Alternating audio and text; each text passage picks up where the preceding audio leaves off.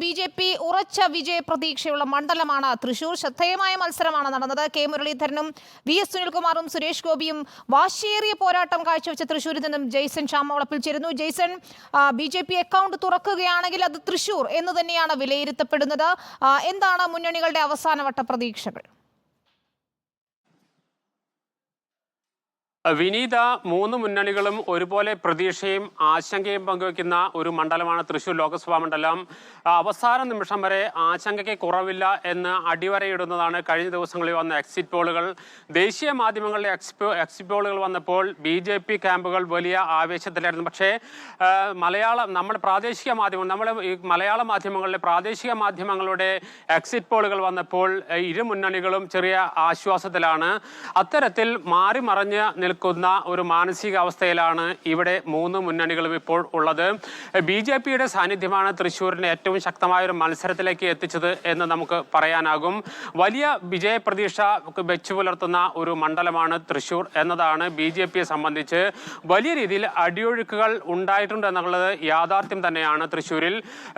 പക്ഷേ ആ അടിയൊഴുക്കുകൾ BJPക്ക് വിജയിക്കാൻ കഴിയുന്ന പാകത്തിലുണ്ടോ എന്നതാണ് ഇപ്പോൾ സംശയത്തിലേക്ക് എത്തിച്ചേർന്നിരിക്കുന്നത്. വലിയ തോതിലുള്ള വോട്ട് മറയേണ്ട ഒരു സാഹചര്യമുണ്ട്. കഴിഞ്ഞ തെരഞ്ഞെടുപ്പിൽ സുരേഷ് ഗോപിയും TM പ്രതാപനും തമ്മിൽ 1,20,000-ഓളം വോട്ടിന്റെ വ്യത്യാസമുണ്ടായിരുന്നു. പക്ഷേ പിന്നീട് 5 വർഷക്കാലം BJP അതിശക്തമായ രീതിയിലുള്ള വോട്ട് ചേർക്കുന്ന നടപടികളിലേക്ക് പോയി. ഏകദേശം അവരുടെ അവകാശപ്പെടുന്ന അനുസരിച്ച് 70,000-ഓളം വോട്ടുകൾ അവർ ഈ കാലങ്ങളിൽ ചേർത്തു എന്നതാണ്. മറ്റൊന്ന് സുരേഷ് ഗോപിയുടെ സജീവമായ സാന്നിധ്യമായിരുന്നു.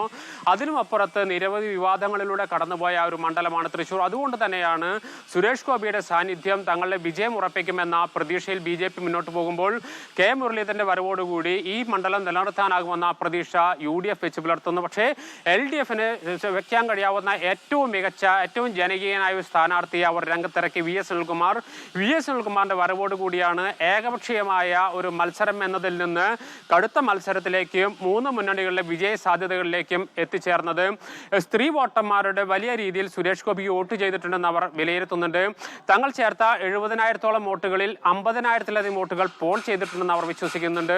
ന്യൂനപക്ഷ വോട്ടുകളിൽ ക്രൈസ്തവ വോട്ടുകൾ ഒരു പരിധി വരെ അവർക്ക് വന്നിട്ടുണ്ടെന്ന് BJP വിശ്വസിക്കുന്നുണ്ട്. ഇത്തരത്തിൽ പ്രധാനമന്ത്രിയുടെ സാന്നിധ്യവും ഇത്തരത്തിലുള്ള നിരവധി ഘടകങ്ങളും വെച്ച് BJP ജയിക്കുമെന്ന വിലയിരുത്തലാണ് അവർ. ദേശീയ മാധ്യമങ്ങളുടെ സർവേകളിൽ അവർ കൂടുതൽ ആശ്രയിക്കുന്നുണ്ട്. പക്ഷേ ഈ കഴിഞ്ഞ ദിവസം വന്ന നമ്മുടെ മാധ്യമങ്ങളുടെ സർവേകളിൽ UDFന് ഒരു ആശ്വാസം ഉണ്ടാകുന്നുണ്ട്. ഏതായാലും ഒരു കാര്യം ഉറപ്പാണ്, കാര്യമായ ഭൂരിപക്ഷം ആർക്കുമില്ലാതെ വിജയിക്കുന്ന ഒരു സ്ഥിതിയിലേക്കായിരിക്കും ഇത്തവണത്തെ തൃശ്ശൂർ ലോക്സഭാ മണ്ഡലത്തിന്റെ സ്ഥിതി എത്തിച്ചേർന്നിരിക്കുന്നത്. അതോടൊപ്പം BJP അക്കൗണ്ട് തുറക്കുമെന്ന ആത്മവിശ്വാസം അവർ പുലർത്തുന്നതിന് 4 മണ്ഡലങ്ങളിൽ ലീഡുണ്ടാകുമെന്ന പ്രതീക്ഷയാണ് അവർ വെച്ച് പുലർത്തുന്നത്. തൃശ്ശൂർ, അതുപോലെ തന്നെ ഇരിഞ്ഞാലക്കുട, നാട്ടിക, പുതുക്കാട് എന്നീ 4 നിയമസഭാ മണ്ഡലങ്ങളിൽ വ്യക്തമായ ഭൂരിപക്ഷം അവർക്കുണ്ടാകുമെന്ന് അവർ വിലയിരുത്തുന്നു. ഇത്തരത്തിൽ 7 നിയമസഭാ മണ്ഡലങ്ങളിൽ, ഈ 4 നിയമസഭാ മണ്ഡലങ്ങളിൽ ഭൂരിപക്ഷം ലഭിക്കുന്നതോടുകൂടി അവർക്ക് ഈ തെരഞ്ഞെടുപ്പിൽ ഏകദേശം ഒരു 30,000-നും 25,000-നും ഇടയിൽ വോട്ടിന് വിജയിച്ചു കയറാമെന്നാണ് അവർ പ്രതീക്ഷിക്കുന്നത്.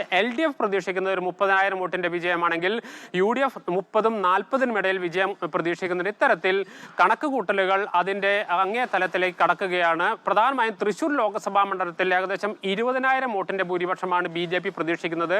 അത്തരത്തിൽ തൃശ്ശൂർ നിയമസഭാ മണ്ഡലത്തിൽ 20,000 വോട്ടിന്റെ ഭൂരിപക്ഷം ലഭിച്ചാൽ പുതുക്കാടും നാട്ടികയും കഴിഞ്ഞ തെരഞ്ഞെടുപ്പുകളിൽ വലിയ മുന്നേറ്റം BJPക്ക് ഉണ്ടാക്കാനായിട്ടുണ്ട്. ഈ 2 മണ്ഡലങ്ങളിൽ ലഭിക്കുന്ന ഭൂരിപക്ഷവും അതിന് സമാനമായി ഇരിഞ്ഞാലക്കുടയിൽ ഭൂരിപക്ഷവും ലഭിച്ചാൽ വിജയിച്ചു കയറാമെന്ന കണക്കൂട്ടലുകളുണ്ട്. മണലൂർ മണ്ഡലത്തിൽ നേരിയ വ്യത്യാസത്തിൽ നിലനിർത്താനാകുമെന്നാണ് BJP കണക്കൂട്ടുന്നത്. ഞാൻ BJPയുടെ കണക്കുകൾ കൂടുതൽ പറയുന്നത് ഇത്തവണ BJPയുടെ സാന്നിധ്യം കൊണ്ടാണ് തൃശ്ശൂർ ലോക്സഭാ മണ്ഡലം അതിശക്തമായ മത്സരത്തിലേക്കും ദേശീയ ശ്രദ്ധയിലേക്കും വന്നത് എന്നുകൊണ്ട് മാത്രമാണ്. അതേസമയം ഇടതുപക്ഷത്തിന്റെ കഴിഞ്ഞ തവണ ലഭിച്ച വോട്ടിനേക്കാൾ കഴിഞ്ഞ തവണ രാജാജി മാത്യു തോമസ് ആയിരുന്നു. അന്ന് LDFന്റെ അടിസ്ഥാന വോട്ട്, ബേസ് വോട്ടുകളാണ് പ്രധാനമായും ലഭിച്ചത്. അതിൽ നിന്ന് വ്യത്യസ്തമായി VS സുനിൽകുമാറിന്റെ ജനകീയതയും ആ ജനപ്രിയതയും കൂടുതൽ വോട്ടുകൾ സംഭരിക്കാൻ ഇടയാക്കും. അതുകൊണ്ട് തന്നെ വലിയ വിജയപ്രതീക്ഷ LDF വെച്ച് പുലർത്തുന്നുണ്ട്.